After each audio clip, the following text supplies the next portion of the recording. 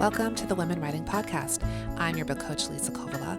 I'm an author, accelerator, certified fiction and memoir book coach, and the author of Sister's Winter War, Surviving Stutthof, and the upcoming Like Water for Weary Souls. And as a Finnish Canadian, I love my coffee. Take a coffee break with us as we chat about all things writerly with authors and publishing industry professionals.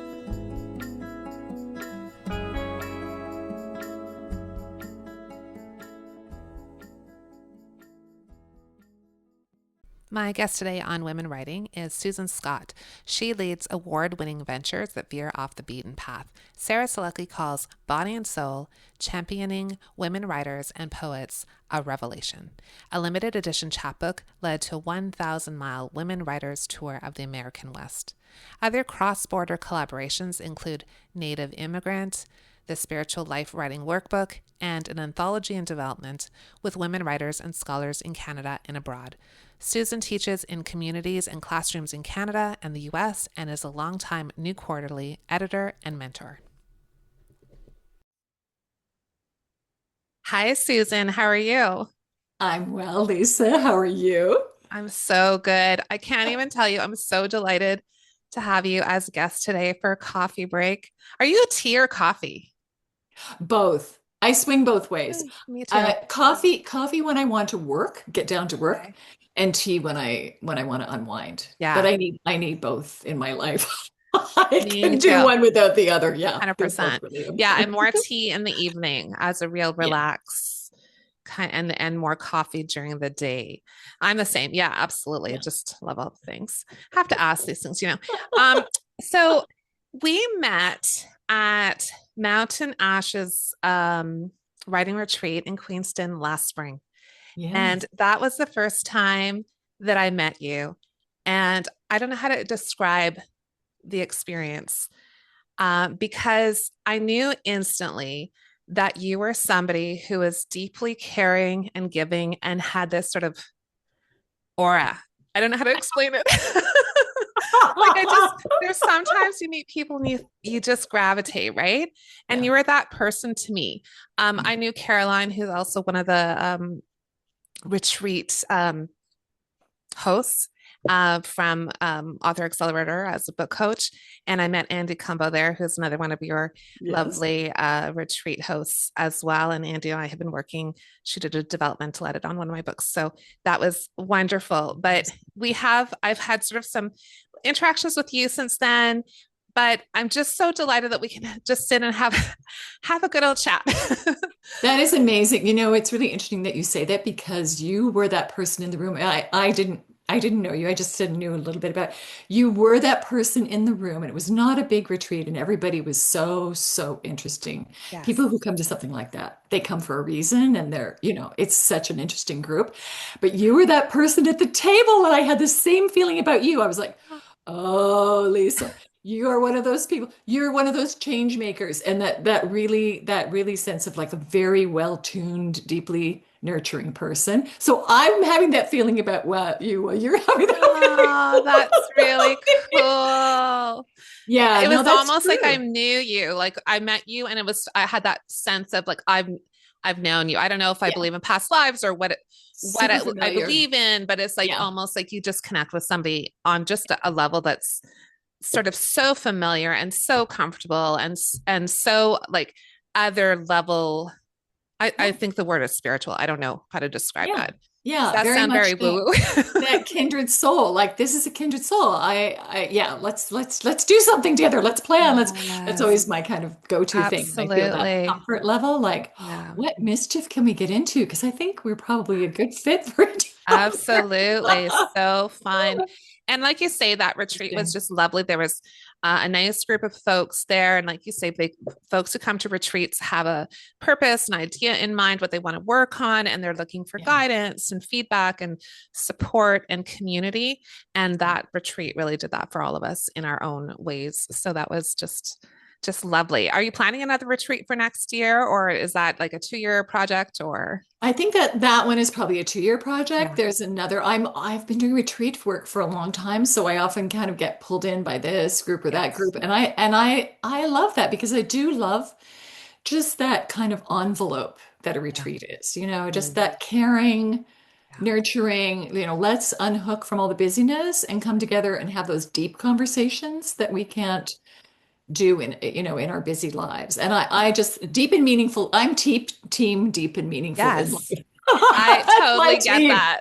That's my cohort. I So, love that. yeah, I love any occasion like that where you Yeah. can really mark it as something beautiful, special, Yes. dedicated. You're going to get rid of all the nonsense and just come together with people who are on the same wavelength, but they're going to bring something that you didn't even know you needed. And then when you're Right. there, you discover it. It's just the fascinating, the alchemy of it is just Yeah. really, really And fascinating. you can't plan for it. I mean, you can, like, you want to create experiences for folks, you want to give them Yeah, opportunity, you can kind of plan for it, but you can't plan for that alchemy. It's exactly. magic. Yeah, And everyone coming in with their own take on things. And it's so lovely in a way that I'm finding the world right now so divisive and so yeah, um, stressful that when you have these groups come together, it's like, oh, okay, the humans can be so kind and beautiful and exactly. giving and supportive. And why isn't this everywhere? Why is this only in these small places that I mean, we're nurturing them, we're creating those for folks, but it astounds me that we can't get there in other parts of our life sometimes. It And it's seems like very well. you're I know. pushing against I know. sort of a societal flow at the moment. I hope Yeah, it doesn't stay that way, but it just feels like that at the moment. it's kind of bizarre because it feels to those of us who feel this way like a Yeah. natural thing to do. Of course, to come together with like-minded souls and create something that's sustaining and nurturing and you can envision together. Like it just feels natural to do that. And so to be at a moment in time when the world is marching in a different direction feels really strange. And then what that does for me is create this added sense of responsibility. Like, okay, those of us who do feel like we can do this, we really need to do this now. We Yeah. need to be intentional about it. Yeah. And this really matters. This is work that really matters. And it's going to be very invisible to a whole lot of people who Yes. they're not tuned into it, they don't value it. We're going to be wildly invisible, which in a way is very freeing, right? That's Because we true. then can do what we do and it's maybe under the radar, and we're just free to do it because it's really important work. It's Yeah. really critical work. And I think the creative, nurturing, collaborative kinds of people have a real role at this moment in time. I mean, we really need to lean into that and celebrate it and protect it. We really need this. I We love really need that. it more than ever. Absolutely. And you work with a lot of writers individually as well, like as an editor, and you're a writer yourself. Uh, and I know that that's what you're bringing to the table, right? Is a real nurturing spirit. What's Mm. that like for you? And I mean, I know as a writer, that's the dream, is to have an editor who's like, okay, let's make this better, but also just feel like uplifted in that process, because it's not always the case. You know, we That's true. there's a lot of different kinds of folks in the this industry. Um, but there's a certain special kind of person who can make you feel good as well as telling you, okay, we need to look at how to do We this need better. to- Yeah, exactly. I think it's just about kismet. It's people finding the right people to work with. And some people, they just need a different kind of person to work with. And Yeah. people come and find me. I never put my shingle out, I never advertise. They come and find me. And then I do have the luxury at this point in my life of really choosing to work with the people that I love, people I believe in, Yeah. where I think it's going to make a difference. I'm an old water sign, so I can kind of adapt to anything or work with anybody, and that's fine. And I Yeah. enjoy that. I like difficult personalities and I like, I like, challenging stories. I love just the growth that can happen when that occurs. But it really is, I do think it has to be that really deep match Yeah. because to work at the level that I really love to work at, that's deep work. That is not Yeah. surface work. We're going to be paired up together for a while. We're going to Yes. work through all those issues that so you can release the story that needs to be told. I guess I feel like I'm one of those people who thinks the story really is driving this. The story has taken root in a person. Yeah. It's inhabiting the person, and now that person feels they have to release it. They Yeah. need to release it. They know they need to, and it might be in a memoir form or fiction. There's all kinds of forms, but they're carrying this thing around, and how to get it out and honor it and not get it all cluttered with the ego-y bits that Yeah. get stuck, that stick to the story that don't need Yeah. to be there. Yeah. So then we're kind of working in concert together towards the story, so we're not pitted like this, we're rowing Yes. side by side in honor of the story. Yeah. And it's a beautiful thing. It's a really beautiful calling, really. I feel like it's an honor to Yeah. do this Yeah. And kind I of love how work. you describe that as working in tandem. And it's sort of Yeah, sometimes it can feel that you're clashing or there's some tension or whatnot, because I think authors, yeah, especially maybe early on, it's so deeply personal and it's their words and it's their story. And yeah, it's difficult at first to hear, um, you know, I don't want to say negativity isn't the right word, but something that suggests that the story needs to go in a different direction or. And yeah, but that the sense of being with somebody who is going to help you move it forward and honor that story and respect where you came from with it, and yeah. then you start to go, oh hey, this story is getting better and better, instead of feeling like, oh, somebody's like pulling it away or dismantling Exactly. it somehow. Exactly. Yeah. And there are a lot of really interesting bad stories about editors and writers and Yeah. people feeling, derailed or that their stuff was taken over. And I do think yeah, it's an honor to be in that position, and you're working at a really and you learn so much. I mean, as a book coach, you learn 1,000 things It's every true. conversation. It's so enriching, and you're understanding how the human mind works and the psyche, and just the power of story, which is like our oldest form of Yeah. communicating and bonding as human beings. And you're in service of this incredible form. Yeah. There's just nothing like it. It's really amazing. Now, that said, I am a tooth and nail editor, so I do warn people about, we will get to those niggly things Yes. that you don't see when you're the writer, because you don't need to see it at the time. It's my Yeah. job. I'll help you, Yeah. I'll help take care of that stuff. And the funny thing is, Lisa, a few years ago, I used to teach at a regular retreat, the French River, the Oh beautiful one yes. that you were at. Love it. And I did a session one time on how to work with editors. And I came and I brought like a pomegranate or something and I said, you need to not stop thinking of the editor as your grade 8 teacher who was, fixing your grammar and bawling you out. And because Yeah. everybody has that. And I said, you need to think of editors as like a minor deities at the crossroads. Excellent. You bring a gift because they are that figure at the crossroads. And if you go through mythology, there are all these figures, and they're exactly like that. They were posted, they're all minor deities, so they can be wrestled to the ground easily, but they were posted at dangerous places where you were going to have to cross over into new territory. They're there for a reason, right? They're Mhm. there to help you negotiate that passage. Yeah. And you could just kind of see, I think at first they looked alarmed, and then they're kind of like, oh, and I said, yeah, like it's a really powerful old mythic relationship that you Yes. have when you work with someone like this. It's an old archetype in human history. Embrace it, love it, but bring a little thing to the meeting, like Yes. just bring a little gift, because it's an honor of an old archetypal relationship that Love you're that. entering into, I love that. And I sometimes think of stories as, we often think about, where is that coming from, or people will ask me like, where did that come from? Yeah, And I don't always rightly know, like I can point to this book I read, or this thing that inspired me, or this idea that popped up and that I pursued.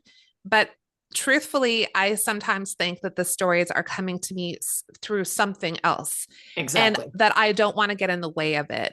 And I Exactly. think that editors can help us, the writer, get out of the way, Yeah, let's get the story out the way it exactly. needs to come out, Yeah. and step aside, because we do kind of like, but I spent so much time on that paragraph, but that chapter was so good, I thought it's so beautiful, I've, that the energy that was spent doing it, and really like it's not serving the story, but to be Yeah. told that, right, it's like, oh, Yeah. that's the story. I So know. I think Yeah. there's something about just, okay, like you say, serve the story Yeah. and let that, like the ego go, because Yeah. that's difficult. It's extremely difficult. And yeah, it's like, what is the story that wants to be told? And if we can shift it towards the story that's just wants to be freed up, then we're working in tandem. Diane Chamberlain, the writer, she said, when before she had done her memoir, 'cause she'd only written fiction, and the first draft of her memoir, she wrote like 80,000 words, and her editor said, "Oh, Diane, no, we can't use any of this." And Diane was in shock because she had all these, best-selling, Yeah. fiction and short story writers, and then to be told that Yeah. in her own life, telling her own Yeah. story about this moment, it was like, no, back to the Yeah. drawing board. Yeah. So yeah, that was painful, but it was the right thing, Yeah. right? It was the right thing because she had a trusted relationship with someone who said, "Diane, I'll go to the wall for you. We'll do anything for you, but this is not it. This Yeah. You had to write this for obvious Yes. reasons, therapeutic reasons, Yeah. whatever, of course, but Yeah. this isn't the book. Let's Yeah. back to Absolutely. Latin." But So I love that too, that is probably a necessary first step, is to write it yeah, all down, yeah, get the thoughts on paper, sort it out in your brain, and then go, okay, now the story I'm really telling here? I'm not telling every moment of my life and from birth to death and all the boring bits. Like, what is the actual story that I want to tell here? that's the thing. That's what I love about working in nonfiction and working with life writing, right? Getting people Yes. writing about their lives because it is so hard for them. They want desperately to say, but it really happened. All Yes. this really happened. And Yes. of course, it really happened.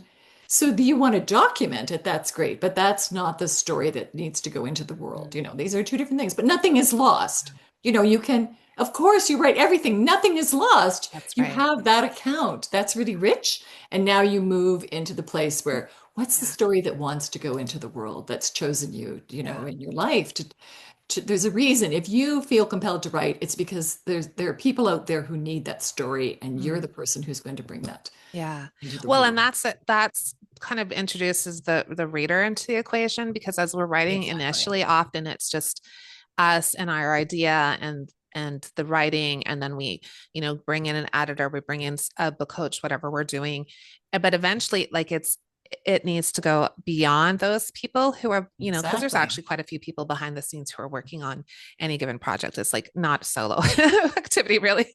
And Yeah. then it goes, like, we have this reader in mind, and that's a whole other level. Like, how do you approach that with your writers, and kind of Yeah, look at it from a positive. yeah, I love that part. I feel like the editor can take on the role of listening with a view to where this will land with the audience and take that burden off the Right. writer.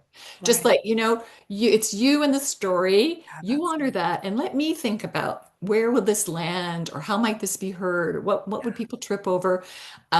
So I like that. And then I feel like that sort of is a breath of fresh air for the writer. Like they don't have to think about it. It's not their job to have to worry about that. I But love I that. can worry about that. And Yeah. I like that. I like that sort of liminal zone of thinking, what's the story? What is the writer? What is she capable of at this moment? And where would this land? Where Right. might this cause problems or what does the reader need to know? Yeah, I love that. I love mucking about in that Yeah. middle Yeah. territory and then just sort of thinking out loud about it as opposed to, well, and here's another iteration of it because I've edited for a long, long time with the New Quarterly. Yeah. And that's a very particular magazine. Every literary magazine has its own identity. So if I'm working on a piece to go in that, then I'm thinking about that audience and I'm thinking about, is this a piece we could nominate for a National Magazine Award, right? Is this a piece that we could, send off to Best American Essays? Is this an award winning? So I'm listening for all these things in the background, but I don't want to put that pressure on the writer, Right. right? I just Right. want her to feel free with her Yes. and her material, but I can hear those things. And then if I come back and ask for more here or we shape it, I'm doing it with all of these things in Yes. mind. And later, then if they get to the point where they're really happy with it, then we can say, you know what, I think this is worth nominating. What do you think? You know? But Amazing. yeah, so you have that kind of, just that big picture of this is the context in which we're working. You're not just working on a story that's going to flow out in the, free floating, we're working with the destination here. It's a Right. very particular destination, and there are things attached to this that are really valuable in your life as a writer. So let's think about those. But that's my job to think about it, not yours. Yeah. But Oh, yeah, that's that's great. yeah, Oh, that's so freeing, I think, as a writer to just be like, okay, I'm focused on this story. I'm focused on these words. yeah, I'm listening to the comments and the discussion and integrating those ideas and deciding what's right for the piece and not yeah. thinking, okay, I also need to worry about the Oh, next that step. would be terrifying. I mean, it's immobilizing, right? I mean, Yeah, that would be really, that yeah, would be really that's hard. It's amazing. so intimate. You and your story, that's so Yeah, intimate, that's right. you know? It really is. And you can see that with new writers, especially folks who are just like I'm thinking of my students in high school when in creative writing class who would, those are the folks that were coming because they wanted to be creative writers, That's right? Like they right. weren't like you The don't just take elective. that class. Like very Yep. rarely did I have somebody that didn't want to be there. Sometimes it was because it fit their schedule, but mostly it was because they They they really wanted want to that be there. class. Yeah. And initially it's really hard to have them share anything with each other because it's so personal. Everything they write, whether it's poetry or fiction or nonfiction, it didn't matter. It was their words, and that made it personal. And it took time for them to trust one another and share with one another and all of those things, right? To just within the Yeah. group. So Yeah. I know sometimes we think adults are a little bit, oh, they're fine with giving their work to other people. They're not. They're just They're not. older. They're just- It takes time. And then eventually, the more you do it, I think you build up a thick skin, but you also, like in my case, I just value the feedback so much because I know the other party is trying to help make that piece the best it can be. And Yeah. I so appreciate anyone's taking that seriously, right? And just Yeah. and just seeing the work behind it and being able to give feedback that's incredibly useful, but is also respectful of me as the writer. So like we Exactly. get there, but that those initial early times, like if you've never given your work to anybody to be edited Terrifying. or beta read or anything, it's terrifying. And that's not just for Yeah. kids. I think that's true about a lot of adults too, at the early stages at least. Yeah, that is so, Yeah. so true. That is really true. It's funny, people will often early on will apologize for Yes. something like, oh, I should have seen this. No, how could Yes. you possibly have seen it? It's Right. okay what you did. We're just Yeah. going to talk about other ways you can try it on. Like Yeah. let your story come back to you in a new form then and re-enter it. Just re-enter Yes. the story, a new iteration. Here's an edit. Re-enter the story. Where does it take you now? But yeah, oh my gosh. And we do. Yeah. And not every one would have been the idealistic, not idealistic, the ideal creative Mm. writing teacher that you would have been. Oh, that's very kind. You know? I'd have to ask my students about that, but they might disagree, Susan. I think back to my first creative writing course that I taught before I had taken courses myself. And I think I'd like to go back to all those kids and just apologize. I'm sorry. I didn't know. Now I know better. Come back. We'll have another class wherever you are, guys. I'm sorry. You know, you can imagine. So I'm married to a professor. So we, of course, we are both in the writing editing world, and we finally had to get rid of all the red pens in the house. We don't have a red pen in the house because we switched to green pens. We've had Yes. black pen and green pens. We would edit in green because the red pen was just this No, like death trap, you know. I mean, can't it's a do it. terrible thing. No, we can't do that. We couldn't raise No, our children with red pens in the house because horrible. I know. terrifying. I know. It's true. All these things. Oh, I apologize for teachers all over who have used the red pen and I know. unknowingly, I know. stressed kids out and made adults think, oh, I can't handle this. Yeah. But yeah, it is something that you have to learn. It's a skill to be have your work read and edited and to have those True. conversations. And then it becomes such a beautiful thing. Yeah. Like I know with you, it's a beautiful thing to have that relationships and conversation and see the work transforming, I know, like it's just because magic, yeah, I mean, how can you not love and fall in love with human potential, right? right? You can just see, Yes. you can see, when you see a piece and you see and you think, oh my gosh, there's so much here. This is beautiful. Where can we take? What's the journey going to look like Yes. that we can Yeah. do this together? Incredible. And you Yeah. just want writers to be having good experiences with editors and publishers and beta readers or courses. Like, just find your people. That Yes. would be my tagline. Like, Yes. find your people and Yeah. just trust, because it's really a collaborative world, It to be really able to work. The is. creative world is so collaborative, Yes. and whatever is trapped in your psyche that wants to come out really wants to be in conversation with other people. So Yes. yes, find them at like all the ways you can converse and show your work, share your work, and really a thing of Yeah. beauty. You It really can, if, is. It really yeah. is.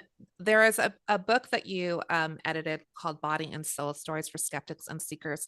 Can you tell us a little bit about that? Because I think this kind of encapsulate a lot of, that this discussion. Yeah, I would love to. So that was a really interesting project. I was the lead nonfiction editor at the time with the New Quarterly. And so I was seeing all this fabulous personal essays come in, really fantastic work. And I knew the writers outside of the context of this. And a lot of, I think probably just because of my background and my interest too, I was always really interested in very kind of what we call soulish stories, Yeah. transformational stories or interesting experiences that people had had. And I would know this about the writer behind the scenes, but then they would send it in and then they would have like scissored all that out. So there might be a lot of, great sex or trauma or all Mhm. kinds of Yeah. things. But that soul like transformation, they had taken it out. I was like, where did that go? Why would you take that out? And the Yeah. conversations over time were kind of like, well, I think if I talk about that stuff, it'll just sound woo-woo, right? Or I don't really know how to talk about it. And I was like, wow, this is so interesting that we are freed up now to talk about really hard stuff. We've given ourselves permission to talk about all these things, but here's this intimate side of the human journey, and we're not talking about it. In fact, we're kind of shutting it down. So I don't know. I come from an old pioneering line. I just put on my galoshes and waded out in the middle of the swamp and said, "Come on, let's do this." Let's just take all the pieces that you scissored out and just create these sort of beautiful places for them, and let's just look at them and see what comes to the surface. So I was able to do like a panel at Wild Writers on it, and then create, basically the anthology is created out of a collection of those stories. So I wanted to work with women writers and poets, because women's stories in this domain have just not, there's no publishing record of these. There's nothing historically. We're new to the public conversation because we haven't been at the table for many thousands of years. So now we're at the table, women's voices, let's get these out. And I had this phenomenal collection, and it was senior writers like Ayala Tsabari and Betsy Warland, who really just help me identify people in different places who might be interested in contributing. I think there was only one person who didn't said, yeah, I don't really resonate with that. I don't really want to do it. Everybody else said yes. Amazing. And so I was able to kind of grow this incredible collection of 26, 28, and I wanted it as diverse as possible. Absolutely. All Canadian, Mhm. but women from all different traditions, ages, backgrounds. And my thing was just, I want you to have permission to write about however you define this in your life. Yeah. If you want to talk openly about spirituality, you can. If you come from a complicated kind of faith background that you've been digging out from under, talk about that. If you have family Absolutely. history that's complex, that's riddled with things from different traditions, talk about it. We need to talk about these things. Absolutely. So, and then I put in a chapter of my own, because I come from a very unusual background. And I thought, nobody ever kind of talks about the things that I went through, eloping to like a religious commune in Appalachia. Yeah. I can't find anybody else who did that. I Yeah. guess I'll have to write that chapter. Love it. Amazing. And then, but what was so, so interesting, Lisa, is when it came time to find a publisher, the publishers that I approached or the editors that I approached were like, you know what? Yeah, that is not really going to fly. And I always think of this as kind of it's such an interesting thing at how this works. But on the West Coast, of course, West Coast, different orientation from those of us in Canada. Caitlin Press, fantastic feminist press on the West Coast. And Betsy Warland made that introduction. And Vicki Johnston, who's the publisher, she had no qualms about it. She was like, Yeah. yes, we want to do this. Yeah. This is really important. And she recognized it. She got it, right? She just Mhm. understood we need to have this out there. It's Yes. groundbreaking. It's women's voices. It's women's stories. This is really good. And then they're literary pieces. You know, Yes. these are not pieces that are just off the cuff. This is Yeah. literature, but Hmm. it also connects to this part of, and in a country of immigrants, we have so many people who come from complicated backgrounds, right? Inherited faith backgrounds, mixed traditions, and their indigenous writing is all about spirit. I mean, how can we not learn to bring these vocabularies together and talk with one another? We need to do Yeah. this. So Absolutely. I was happy to be the fanatic on that front, and they did a beautiful job of producing that book. It's a beautiful book. Yeah. The cover is And stunning. the cover Oh is my stunning, gosh. and it's just a beautiful, the whole thing was a beautiful project. But then it's been challenging, going out in the world with it, trying to find places people either really get it and love it, or Mhm. they're like, yeah, I don't, that's not really my thing. I don't want to go there with. And I think, that's fine. That Strange. makes sense. But I do feel like it's time to start shifting these conversations so we can talk about the whole human experience, and so that women especially feel they can own up to Mm.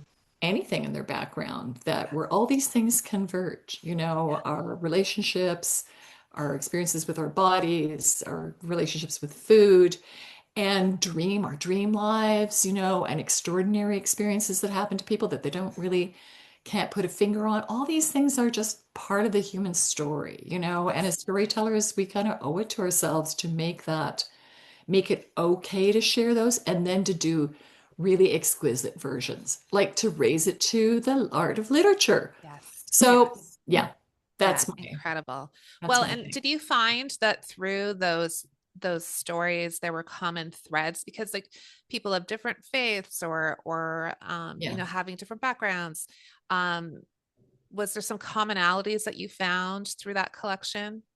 Yeah. One of the things I found that was so interesting, it didn't surprise me, but it was really, really consistent, was how much it was tied to a sense of identity and belonging. What's my place in the world? Oh my gosh, I'm completely different from my parents' generation, Yeah. or I'm different from everyone around me, and so the whole question of identity, what do I think? What do I believe? What are these really powerful experiences I've had? How have they shaped me? How should I move through the world with these Yeah. things? How do I make sense of things? Yeah. So I feel like those questions, yeah, identity for sure. And family was in everything. Family, family, family, Right. family, family. Yes. Right. Those were fantastic, and I think that's how it goes anyway, right? Yes. Multi-generational. What are the big questions? How do we talk about what we believe in life? What are the rituals we have? What are the practices? Yeah. Family, all the Yeah. all the way through. Absolutely. And then also that those ethical questions like who am I in the world? How do I want to walk in the Right. world? Right. How shall I treat other people? Yeah. What's the foundation for that? What is, how can I integrate beauty and depth and openness? Those are deeply moral Mhm. questions, right? And we Yeah. care about those things. So wrapping those in story form, Hmm. and especially around, coming of age stories or something, they're really powerful. Everybody can relate to those. Absolutely. Yeah. Yeah. And I not find everybody has to run off to a commune to answer the well, question. So imagine that. But that would have been extraordinary. Have you written about that yourself? Other like you wrote for this? Have you written about that apart from this? I have a very funky memoir sitting in a drawer that I have to dust off and Uh-huh. bring out, I think, because it's full of stories like that. Yeah. 'Cause it was an unusual background. And I think because it was uncommon enough, I needed to write. I turned, I became one of those people who had to write to make sense of my experience because I wasn't mirrored in the Yeah. environment around me. And I needed to write because I was also reading things that I loved that made sense of the world. So that was my way of Yeah. I would read and then I would write to be in conversation with Mm, the people who were making sense of my world with me, Thoreau or yeah. Teresa of Avila or just they're just incredible 19th century French novels in translation, whatever. Yeah. So yeah, I have written about it, but I need to spend some time pulling those Yeah. things out and Yeah, there's putting them something to be together. said for distance and time, Yeah, to look back at those things and see them in a new light. But I think like this collection of stories, folks are going to see themselves in different ways, and maybe like even when you're talking about your own story, the thought is that there's no one who connects to that story, but there probably are lots of folks who have been in similar circumstances that you yeah, didn't connect with personally and haven't seen their story in print, right? They haven't read it. They exactly. haven't been able to see Exactly. themselves reflected. And I think that's why this collection is so important because it starts that conversation and folks start to recognize themselves and their own beliefs and their own way of walking in the world. And then once you start to see it out in the world, you can talk about it more freely. Like, Exactly. because I think right now faith and Exactly. spirituality and all like maybe a religious background or how you grew up or your parents, your grandparents, like the traditions that you bring along with you.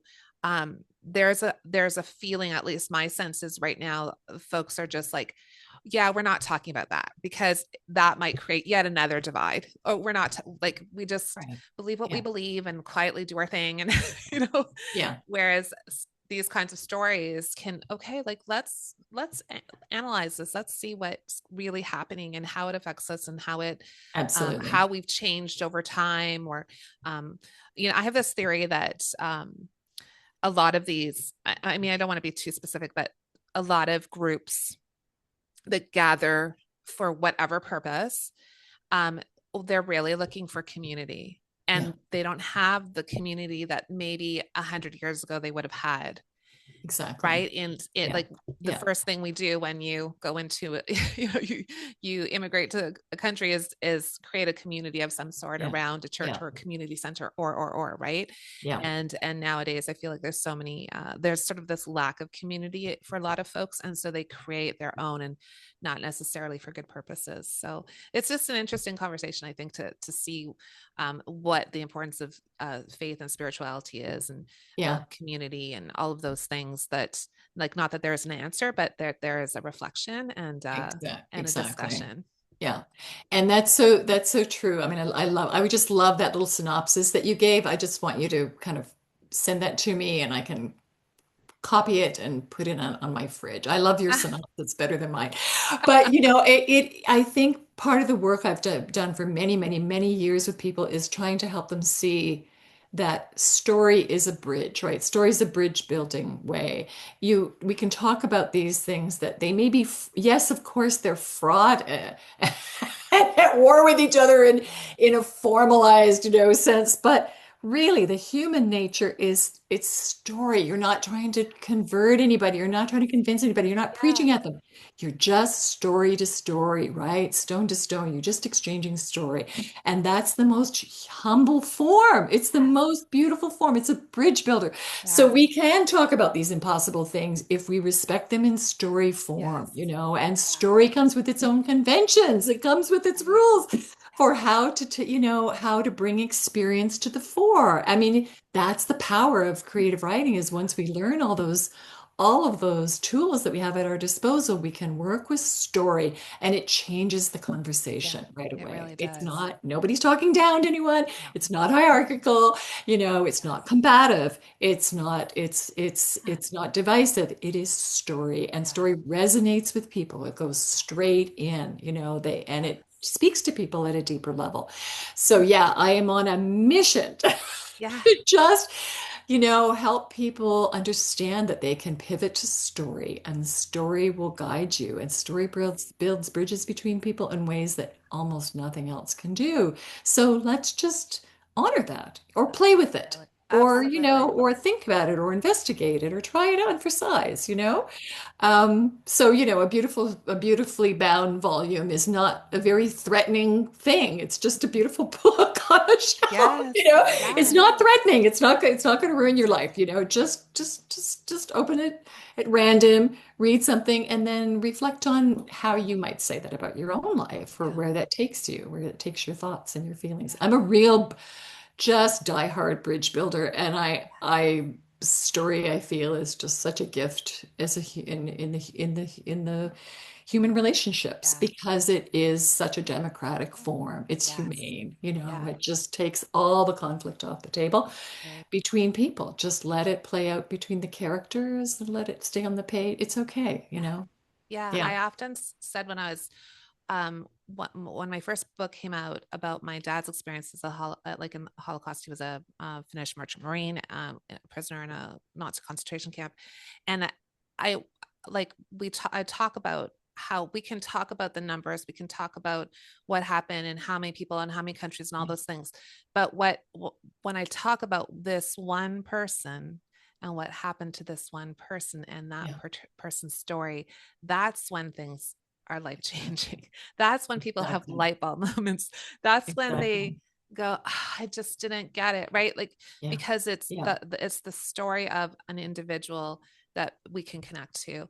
Yeah. The statistics, okay, we need all that information. We need the data. We need the history. We need it documented. But it's those individual stories that open people up to the Yeah. possibility that there might be another way of thinking about this, right? Exactly. So it's Exactly. just, yeah, really, really Yeah. powerful. Yeah. The facts inform and the stories move us, right? The Yes. story speaks to us at that level. Yeah. Yeah. There's that immersive Obviously preaching to the converted, like we content. understand this stuff, right? And then Yes. it's kind of like, okay, well, how can we just make this okay for other people Yeah. in the world to try on for size? I like that too. I like working with people who aren't necessarily versed in the creative arts, but maybe they would benefit from this.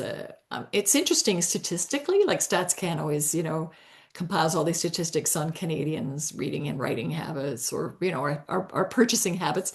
Yeah. And it's true that generally speaking, adults they other than women of an age who basically support the entire cultural industries, and let's just put it out there. Yeah. You're welcome. But the people reading fiction drops off. They'll read more nonfiction, more news. They tend to gravitate towards harder and harder Mhm. storytelling. And I think, oh wow, we need to be able to have that Yeah. fiction and the love of fiction and the love of children's literature and the love of poetry and the love of memoir, biography, history, yes, military history, sure, but we we Yeah. need all of these Everything. because yeah, though we need all of those kinds of, and just to be open to all of those kinds of stories at all different ages in our lives and not just have them sequestered as, you know, I don't know if you have friends like this in your life. Probably not because of who you are, but it's pretty regularly that I'll just say people just say, "Oh, I don't buy novels anymore. I don't read Oh, novels. I just don't. I only like nonfiction. yes. Why would I waste my time with Yeah. fiction?" Well, interestingly, my dad was one of those folks, and Okay. he said, he said, um, the reality or the truth is way more devastating than any fictional novel he could read. And I mean, because he'd gone through so much, right? Sure. So there is that. And my husband is actually a real nonfiction reader. So he really absorbs a ton of things. And only lately in his 50s has he started to read novels. So I think that's really fascinating that That's he's been a interesting. reader the whole time and I've just, read everything. And I've sort of said, "Oh, you'd probably like this, you'd probably like that." But only lately has he sort of turned towards fiction. And I wonder, I don't know if it's That's it's really it's a interesting. different time in his life or if it's um there's only so much news you can consume these days, Right, but there's right. something else in fiction that gets you thinking in another way and absorbs you into story and lets you escape the world we're in for a moment. And so I think Hmm. that there's a reason why fiction will have a big appeal for folks who are maybe struggling with with the real world events, and not to say just fiction, but memoir too, because I think Yeah, memoir really that can be really narrative, but have a real sense of an individual's experiences that it is so unique to that person that you can hmm often read like fiction, but it's like this happened to somebody, like it's just exactly. Exactly. incredible. Well, Yeah. that must be a treat for you too, though, like that your husband is turning towards fiction. Yeah, I it mean, is. It's fun how to see him freeing him reading, to, and then I'm like, "What are you reading now?" And he'll mention a book, and I'll think, like, okay. I mean, he was that's reading The fantastic. Road, and I Yeah, was like, I mean, we saw the movie together years ago. I'd read yeah, it. I'd done sure. it with my grade 12s, I think, one year, and so I really love that book. And then he was reading, and I'm like, just that he picked it up. I just was That's like, really okay, interesting. good Yeah. choice. Yeah. Choice. Keep going. Well, let's hope it's contagious then, and Yeah, that yeah, absolutely. that would be so freeing to know that Yeah. there that that would really be I'm incredible. curious to know, I mean, about, I mean, I don't, maybe I don't even need to ask this, but with so much talk about banning books, and I know that this is a topic that comes up every few years. We have another onslaught in the news about banning books in this place and that place and whatever. And of course, those are the books I always made sure I had in my classroom and I my know, I students would know, look for, because it I was like, know. oh, but Yeah. it like, is there, I mean, I always think, how do you combat that? It's just, is it just another sign of our times, just another indication of what's going on? Or, I mean, I know that this comes up over and over again, like for decades. Like some people's Yeah. books are regularly on somebody's list somewhere, On somebody's. I know, I but know. It's interesting that you asked that. So there are two. So Linda Trin, you've interviewed Linda Trin, right? no, I Linda. haven't. But as she was in the women writing feature, but not on the Oh, in the podcast feature, yet. but not in the podcast. That's Oh, right. okay. Okay. So I adore Linda. I Yes. love Linda. I've worked with Linda for years. And one of her children's books, right, was shadow banned by the Catholic District School Board in one of them in Ontario. Mhm. And I think she was just, taken aback by it, was just sort of devastated that that was the Yeah. case. So she and another writer, Lori Sebastianuti, Lori's a Italian Catholic writer, and the two of them have a really nice connection. I've been able to work with them for years around like spiritual memoir. And the two of them they wrote a dialogue together about this because Lori is a Catholic parent, and she wanted to have a conversation with Linda about Linda's book being banned, shadow banned in a Catholic. And they had this beautiful exchange between them. And then they sent it out, and they sent it out through Linda's agent to see if they could, who would pick it up. And Mhm. nobody picked it up. And I thought, oh my gosh, this is crazy making, because Yeah. they had a beautiful way of a dialogue about it, a Mhm. parent and an author. And both of them, of course, came down on exactly the same place, which is we want our children to understand things. We want children to be exposed to stories that have a beautiful container, and that open up in great ways. So anyway, was doing a workbook, a spiritual life writing workbook, and I said, can I have that dialogue between the two Amazing. of you to include in it? Because that way it has a home in the world. It's Yes. going to go out. People are going to read this and they're going to say, "Oh wow, Yeah. I didn't even know that there was this perspective." And they were very generous and said yes. And I was like thrilled. Amazing. I mean, but it should have been in the Globe. It Yes. should have been in the Toronto Star. It should have been in the Yes. Walrus. Like it should have been out there in Yes. a really wide form, and nobody would pick it up. I'm like, Yeah. okay, I want that. I want that in this Yeah. workbook because yeah, there have to be ways. It's such a divisive issue. How can we talk about this? Yeah. What's another way to discuss it? What is a parent's view? What is an author's view? Like, can we take it the For conversation sure. to a new place? Yeah. Because we're just used to reacting to everything now, Yes. reacting Right. without responding Yeah. thoughtfully. So, yeah, the Great. two of them did a beautiful, beautiful job of Amazing. just That's setting such the a great way. tone for Yeah. reflecting. Yeah. That's a great way to approach it. And like you say, it's just people can read and then think and reflect, and Yeah, it's not, again, preachy, right? right. And I'm Yeah. thinking back to, I don't know why I'm reflecting on my high school students so much. I'm not teaching anymore, but a lot of these conversations are bringing back that. But the reality, at least for the school I was in, Um, it was a very, very, very rare moment when a parent objected to a book. And my Hmm. stance was like, I don't ban books from my classroom, but you as a parent have a right to, if you don't want your child reading X, Y, or Z. But almost every single time that happened, which was like very few, um, the parent, once we had the conversation, they'd be like, oh, no, I'm fine with it. Right. They just, Once you had the there's conversation. right. Exactly. It's that Exactly. moment of Exactly. understanding what the book, like the Yeah. purpose and what the themes are and what Yeah. folks get from it. And I mean, I'd always offer an alternative, like, okay, well, if that's not going to work for your kid, we'll do this one. And parents like might like instinctively say, oh no, because they're fearful. But Yeah. as like Yeah. with everything else, as soon as we take away the Yeah. fear and we have some Yeah. understanding, the fear goes Exactly. away and we have some acceptance. And so Yeah. it's just, how do we get folks to have the, and it's those going back to those conversations, like Yeah. from the collection of short stories, it just opens the door to the conversations that allows Yeah. people to go rethink whatever hidden fear they have. Like they might not express it as fear themselves even, but it Yeah. is you know lack of understanding about something that they think might harm their child. And of course you're going to be protective of your child, like there's Exactly. natural Exactly. instincts coming forward here. But yeah, Exactly. yeah, I was really maybe I was really fortunate, and maybe it was just the school I was in, but I had like lovely folks who would have the conversation with me, and inevitably, and they'd often defer to their child and say, well, I'll let them decide. And I thought, yeah, Let them that's the way to decide. go. Yeah. Yeah, like bravo. That, yeah.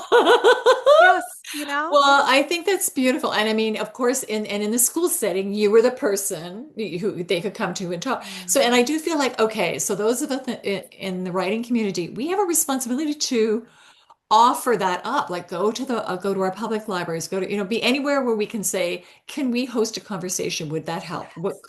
How could we Mhm. set the tone? How, Yeah, because we have the tools, right? And absolutely.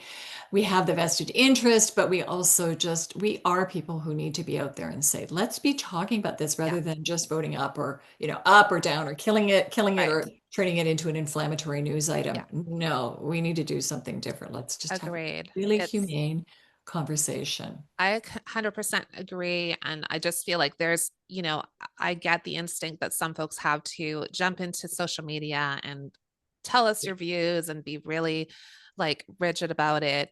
But I don't think that's how people respond. Like No, nobody moves like they're doesn't move the thinking needle. if No. they're approached by somebody who's like adamant. Like it's the conversation and the Yeah. willingness to have a dialogue and reach somebody on a more spiritual level that is going Yeah.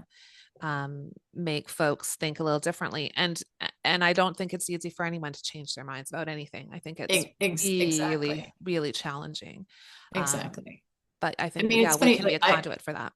Yeah, I mean, I came from a background where there was it was not a reading background. There was very much an emphasis on belief and a certain kind of belief stream, but everything about the arts was just foreign to my formation. I just didn't have that language or perspective, and I didn't understand it. Even when I got to university, I was like, I don't even understand